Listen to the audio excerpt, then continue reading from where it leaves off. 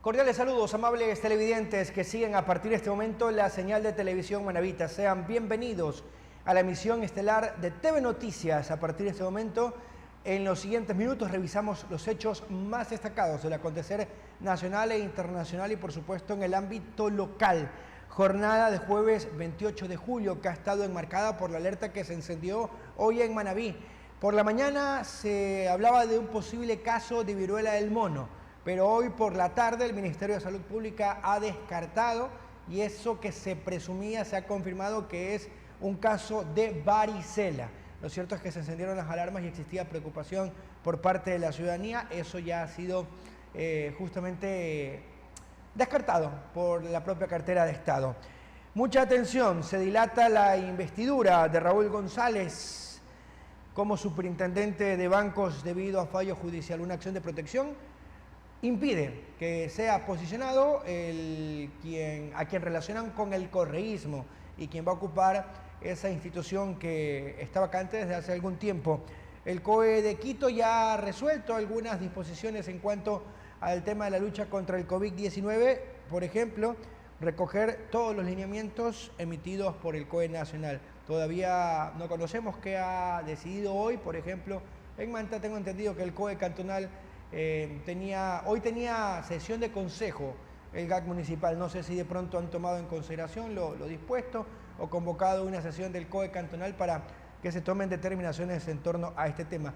Hay muchas instituciones públicas que no se han acogido al teletrabajo de acuerdo a la información. Les recordamos que el presente servicio informativo se retransmite en tiempo real por nuestra cuenta oficial de Facebook. Estamos como Televisión Manavita y posteriormente lo podrán revisar en nuestro canal de YouTube. Aquí el desarrollo de la información. Mucha atención. Autoridades del Ministerio de Salud en Manabí descartaron el supuesto caso de viruela del mono que por rumores en redes sociales se hizo tendencia en la provincia. Se informó que luego de hacer las pruebas correspondientes se constató que el paciente sospechoso registrado en la capital Portoviejo fue diagnosticado con varicela. Se recomienda a la ciudadanía mantener medidas de bioseguridad y sobre todo informarse por fuentes oficiales, mientras en la provincia se mantiene la vigilancia epidemiológica, no solo por la eminente llegada de la viruela del mono, cuando ya hay 2 casos confirmados en el Ecuador, sino también por el gran repunte que sufre el COVID-19 en cuanto a casos positivos en las últimas semanas. Y vamos con temas relacionados a la inseguridad. Se han registrado 2 asesinatos en Manabí en las últimas horas, en los cantones de Chone y El Carmen. Este último caso se trata de una mujer. Marcelo Ruiz ha hecho un seguimiento a ambos casos y nos cuenta los detalles en la siguiente nota. La policía en la escena del crimen encontró 10 vainas percutidas al lado del cuerpo de un ciudadano quien fue asesinado en la avenida Carlos Alberto Aray, en la parroquia Santa Rita del cantón Chone. La víctima fue identificada como Javier Lenín Galino Mejía, de 24 años de edad, quien se encontraba sentado en la parte externa de un almacén de cacao, cuando fue sorprendido por el pistolero, que se bajó de la motocicleta y a quemarropa disparó en repetidas ocasiones contra su víctima, la cual quedó sentado en la misma silla donde estaba. Las unidades de criminalística y DINASED acudieron a la escena del crimen, donde los agentes dialogaron con testigos y revisaron cámaras de seguridad, ya que el local de compra y venta de cacao tiene circuito cerrado, para así recabar pistas que permitan dar con los autores de este nuevo asesinato. Otro crimen se registró en el cantón El Carmen. 3 sujetos violentaron la puerta de una vivienda donde se encontraba Daniela Cristina de Mera Zambrano, de 37 años de edad, conocida cariñosamente como Cherry. Ella recibió al menos 10 impactos de bala a la altura del tórax, mientras compartía habitación con una de sus hijas, quien después de las detonaciones solamente escuchó que los sujetos huían del lugar. Familiares de la mujer manifestaron que los sujetos entraron a robar a la vivienda, algo que la policía está investigando. De Mera tenía 4 hijos, 2 adultos y 2 menores de edad, y además un nieto. Desde la provincia de Manabí, informó Marcelo Ruiz. 19:24, regresamos para revisar más noticias aquí en la señal de televisión Manavita. Una banda de extorsionadores que operaba bajo la modalidad de vacunas fue capturada en Santo Domingo Los Áchilas. Nuestra cadena aliada Majestad Televisión nos amplía la información. Los casos de extorsiones al parecer están tomando fuerza en la provincia de Santo Domingo de los Áchilas. La Policía Nacional días atrás desarticuló una banda delictiva que estaría vinculada con la organización narcocriminal R7, que dejó como resultado 5 personas detenidas por extorsión bajo la modalidad de vacunas a comerciantes de la provincia. El modus operandi, como le indiqué, era delitos de extorsión bajo la modalidad de amenazas o intimidación, denominado vacunas. Posteriormente, ciudadanos denunciaron que recibieron mensajes de textos que pedían colaboración por las buenas o por las malas. Se identificaron como una de las bandas delictivas que operan en la jurisdicción. De los casos de extorsión que se han presentado en Santo Domingo, menos del 2% son denunciados ante las autoridades, indicó el jefe de la Policía Judicial, Clever López. Hemos logrado detectar y ubicar y detener a estas organizaciones, pero en algunos casos, y la ley también lo faculta, en algunos casos lo toman únicamente como receptación, que les da el chance para que los delincuentes puedan pedir medidas alternativas y no la prisión preventiva. El abogado Stalin Naranjo cree que esto se debe a la desconfianza que la ciudadanía tiene al sistema de justicia, donde incluso varios elementos policiales se han visto inmersos en actos de corrupción. La ciudadanía le ha perdido la confianza no solo a la justicia, sino también a la Policía Nacional. Hemos visto casos de corrupción, hemos visto que la misma delincuencia se encuentra enquistada en la Policía Nacional y también en los organismos de justicia. Vemos cómo el delincuente común sale de la noche a la mañana, mientras que el que ha sido víctima de la delincuencia tiene que caminar un tortuoso camino, tiene que andar gastando recursos propios. Otro de los problemas que los ciudadanos enfrentan, además de las represalias que los delincuentes amenazan con tomar en contra de las víctimas que denuncian ante las autoridades, sería el mal sistema de la justicia actual. Porque no hay una protección de víctimas realmente en el Ecuador. Tenemos un programa de protección de víctimas y testigos que no se aplica. Y eso también va a la par con lo que sucede con fiscales y jueces. También se encuentran a la buena de Dios y por eso es que muchos delincuentes ejercen algo de presión contra las autoridades e inmediatamente son sueltos, son librados. López también hizo énfasis en que las denuncias de los ciudadanos son las principales herramientas para proceder como autoridades en las investigaciones pertinentes. Porque si no existe una denuncia formal, no puede activarse ni la Fiscalía ni la Policía Nacional. Necesitamos la denuncia de las personas para poder realizar las investigaciones conjuntamente con Fiscalía. En lo que va del año, 16 bandas delictivas han sido desarticuladas y en el 2021, 17. David Vilela, El Informativo. En otro ámbito de la noticia, la ministra de Vivienda, Gabriela Aguilera, en visita al Cantón Santa Ana, acá en la provincia de Manabí, firmó un convenio con el GAT municipal para la construcción de 148 viviendas, como parte del Plan Nacional de Hábitat y Vivienda. Hoy realizamos la firma del convenio tripartito entre el gobierno local del Cantón Santa Ana con el Ministerio de Desarrollo Urbano y Vivienda y la empresa pública Creamos Vivienda. Este convenio es el convenio que nos permitirá iniciar las obras para la construcción de 148 unidades de vivienda en un proyecto financiado y subsidiado 100% por el gobierno nacional del señor presidente Guillermo Lasso. El señor presidente está muy enfocado en reducir el déficit habitacional de nuestro país y realmente con la construcción de estas viviendas en el Cantón Santa Ana podemos lograr una reducción de este déficit y mejorar la calidad de vida de los ciudadanos. El municipio de Santa Ana ha puesto el terreno, ustedes dedican la construcción. ¿Cuál es la otra contraparte que se dan de la otra institución? Sí, el municipio de Santa Ana, todos los gobiernos locales ponen los terrenos, ponen las acometidas de los servicios públicos como agua potable, alcantarillado y luz eléctrica. Y adicionalmente hacen la mejora del suelo, ¿no? En este caso hemos visitado hace un momento con el señor alcalde el terreno en donde va a hacer este proyecto y vemos que el terreno es un terreno muy favorable, está dentro del perímetro urbano, consta con toda la viabilidad necesaria como infraestructura en vías. En mes y medio el Cantón Rocafuerte contará ya con la primera línea de buses intracantonal, el cual dará un servicio a la zona urbana y parte de la rural. Este es un aporte de la empresa privada con el apoyo del GAT municipal. El Cantón Rocafuerte contará con la primera línea de buses intercantonal que permitirá una mejor movilidad entre los habitantes de sus diferentes comunidades y el sector urbano. Intra Rocafuerte S.A., nombre y razón social de la cooperativa, es una iniciativa privada cuyos socios son casi en su totalidad de la zona. Nace porque nos basamos en la necesidad que tiene nuestra gente, la gente más vulnerable, la gente de nuestras comunidades. Yo creo que el aporte que va a dar a la ciudad, al cantón, esta cooperativa va a ser de grandes dimensiones. Carrocerías Olímpica, con sede en Cuenca, fue la empresa encargada del ensamble de los buses. Esta empresa ha prestado facilidades para que los inversores puedan cumplir sus obligaciones económicas. Nosotros como empresa les hemos ayudado en todo lo que se ha podido en financiar las unidades con una baja entrada, con una cuota muy baja, digamos, ya a un largo plazo para que puedan pagar las unidades. Este proyecto se ha venido gestionando desde hace 2 años y una vez cumplidos los requisitos legales, además en la adquisición de las unidades, está casi listo para empezar a operar. Estimamos entregar el contrato de operación ya en un mes y operativamente entraría en servicio en más o menos en un mes, 15 días.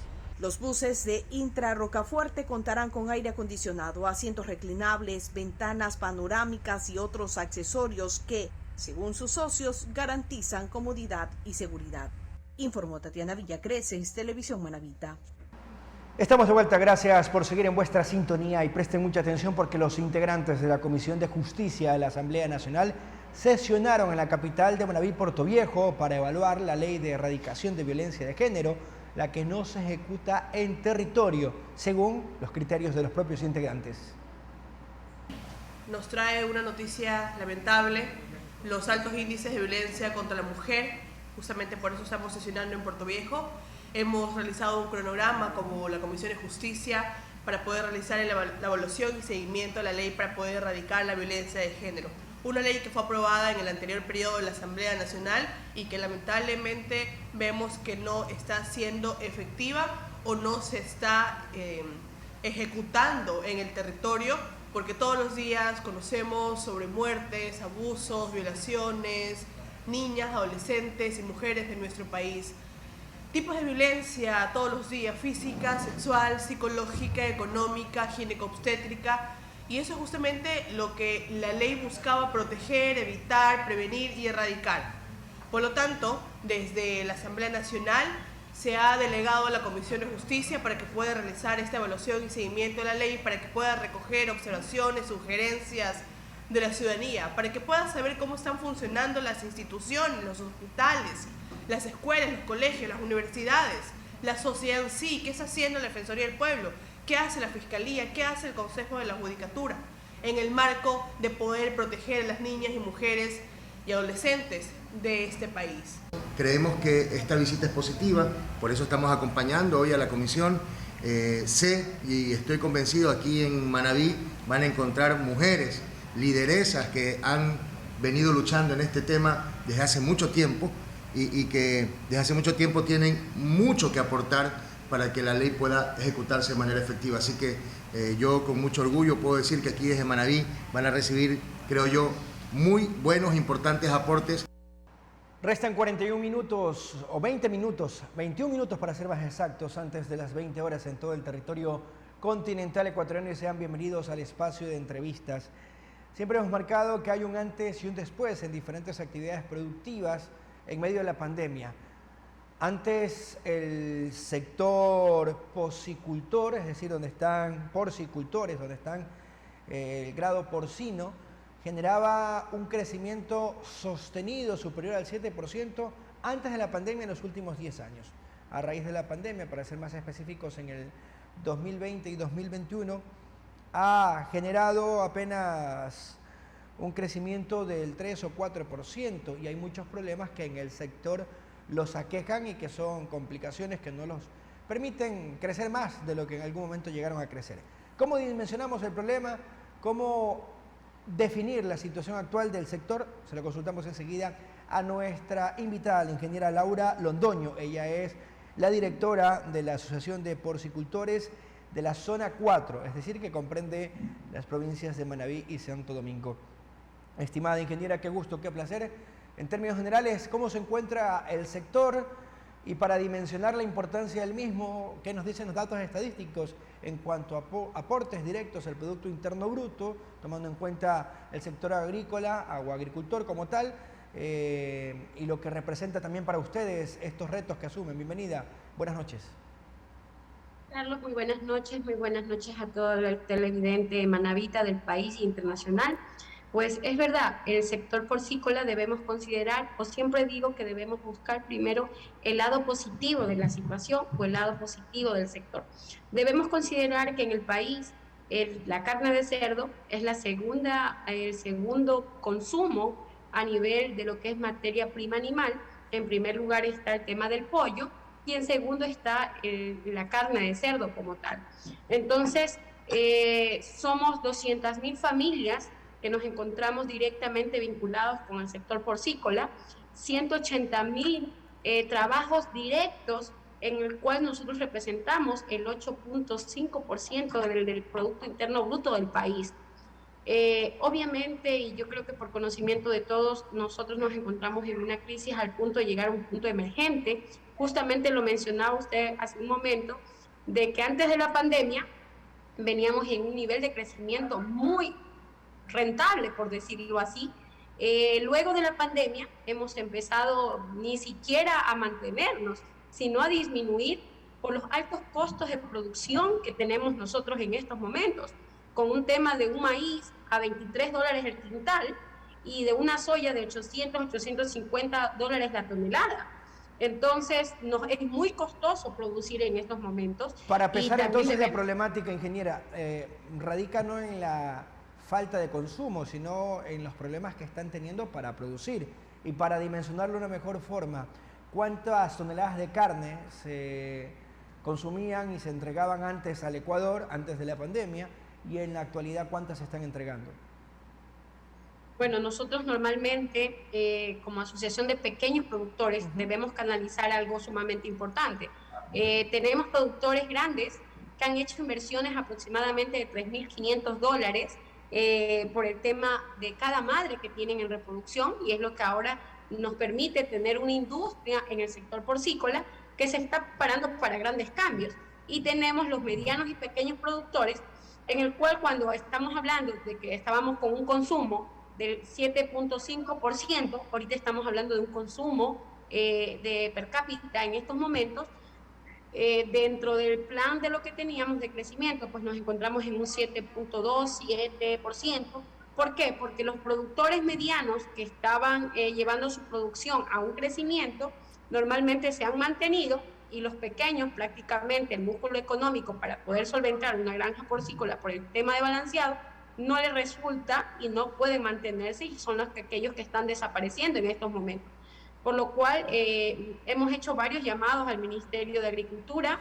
En estos momentos hemos también pedido al tema de la Comisión de Soberanía Alimentaria, porque somos un sector, después del sector ganadero, de los que más generamos empleos y de los que más consume dentro de nuestra población, porque la primera proteína animal por tema económico es el pollo, pero actualmente nosotros somos el segundo.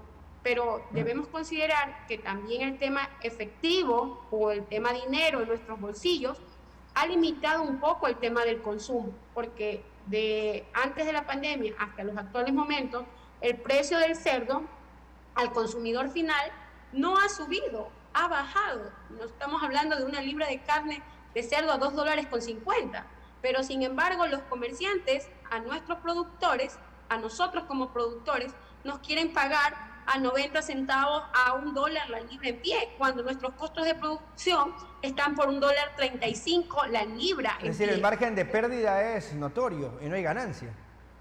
Es de ganancia. Entonces, en estos momentos estamos diciendo a la ciudadanía, diciendo al gobierno que necesitamos soluciones emergentes, porque tras que tenemos un tema de un ciclo de pandemia de 2 años, el sector productivo nunca se paralizó. Pero ¿qué sucede? Tras el tema de pandemia, muchas personas se quedaron sin trabajo. Los altos costos en el tema de insumos nos ha bajado mucho el tema de producción. Entonces, hay muchos tratados comerciales que se estaban realizando, que en estos momentos no sabemos en qué nivel están, porque prácticamente con cambio de autoridades no supimos qué pasó, pero son tratados que nos van a causar grandes problemas al sector agropecuario, porque no solamente nos va a entrar carne en cortes, o nos está entrando carne en cortes, sino también carne como tal, leche, queso, entre otros productos agropecuarios que están viniendo tal vez a costos más bajos. Usted ha manifestado que estos planteamientos ya han sido puestos a consideración de las autoridades, del organismo competente, en este caso el Ministerio. ¿Cuál ha sido la respuesta? Y además de solicitar la eficiencia en los precios de la materia prima, ¿qué otras peticiones son las que han efectuado? Bueno, en estos momentos, una de las primeras peticiones para el sector porcícola, como tal, es el tema sanitario.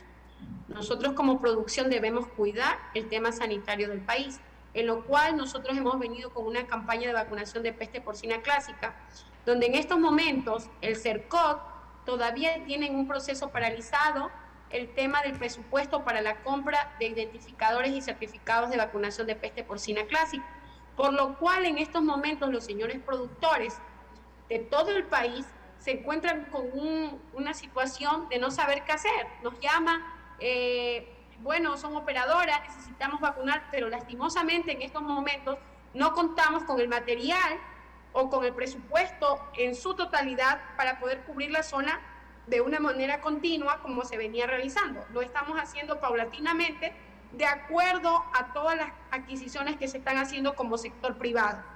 Otra de las cosas que se ha pedido al señor ministro de Agricultura o al Estado es el tema de una importación de maíz. Sabemos que ya en estos momentos estamos terminando la cosecha de maíz en Manabí, en Pindales y en el resto del país. Y tenemos un déficit de aproximadamente 500.000 toneladas de maíz que no las tenemos. Y en estos momentos el maíz nos cuesta a nosotros, puesto en las secadoras, 23 a 23 dólares con 50 el quintal.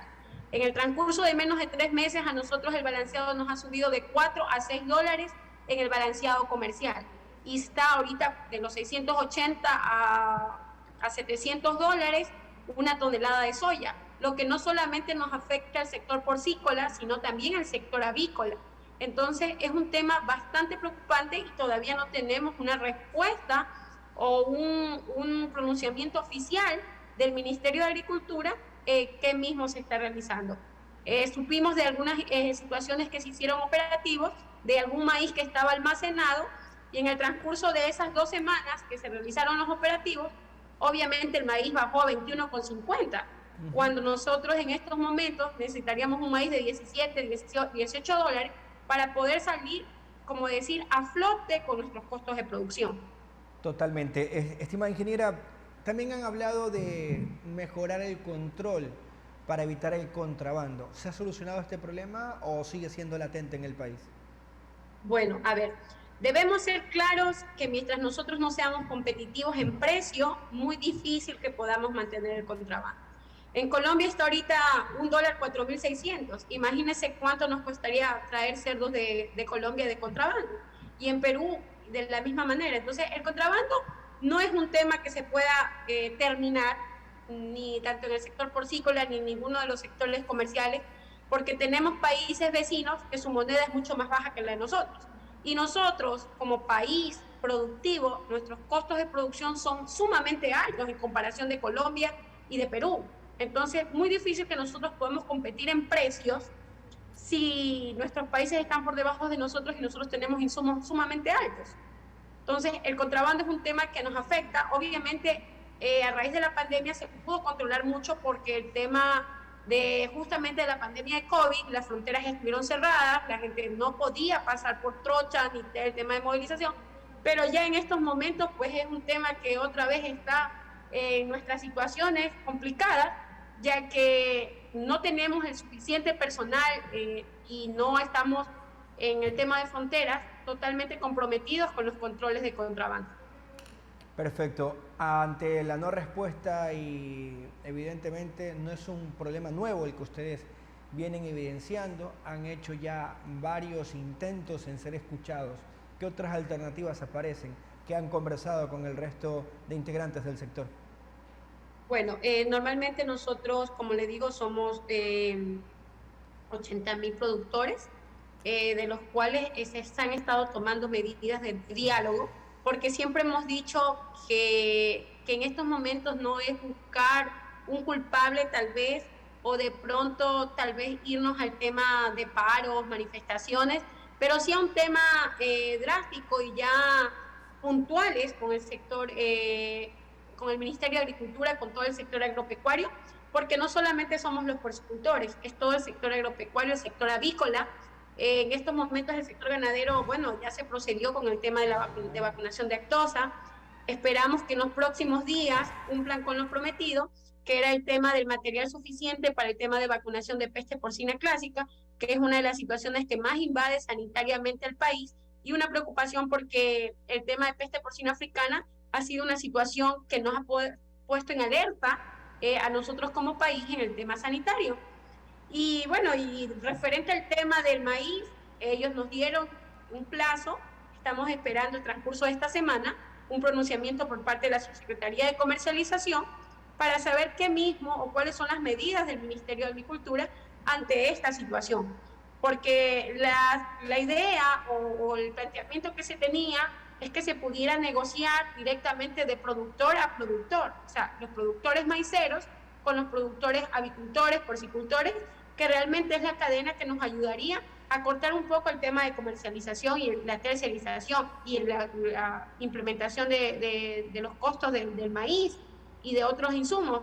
Pero hasta el momento no hemos podido tener un consejo consultivo del maíz, que se lo hace año a año. En este momento todavía no ha habido un consejo consultivo y tenemos fuentes de los mismos productores que estamos a punto de terminar con lo que es la producción de maíz en estos momentos. Entonces, difícilmente tendríamos una respuesta, y lo que nosotros necesitamos es que se abra una capacidad suficiente de una importación de maíz dirigida directamente a los productores, porque es muy amplio cuando decimos vamos a importar maíz y luego quiénes son aquellos quienes van a importar el maíz. Entonces debemos estar claros a dónde queremos llegar y a quiénes queremos llegar. Entonces nosotros lo que pedimos al Ministerio de Agricultura es que se considere el sector y que por favor nos permitan, de acuerdo a nuestras compras locales del maíz que hemos consumido, se nos permita hacer la importación de lo que vamos a necesitar el resto del año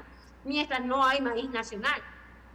La actualidad, los problemas y proyecciones del sector porcícola, nuestro diálogo. Gracias, ingeniera, por sus criterios. Buenas noches. Buenas noches, muchísimas gracias y que esté muy bien.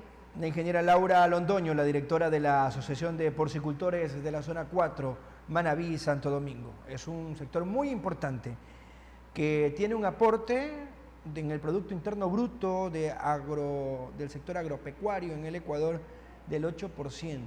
Imagínense, ya nos dimensionaba. El promedio de una persona en el año de comer carne de cerdo es de entre 11.7 y 12 y hasta 13 kilos. Entonces, para entender lo importante que es, ya lo decía, el segundo en consumo, de acuerdo a las estadísticas presentadas. Vamos a la pausa y regresamos en la recta final de esta emisión de noticias. 5 minutos antes de las 20 horas, más noticias enseguida. El Gobierno Nacional aspira que hasta antes de fin de año pueda entregar los hospitales de Bahía de Caracas, Chone y Manta, mientras que el estaría en los primeros meses del 2023.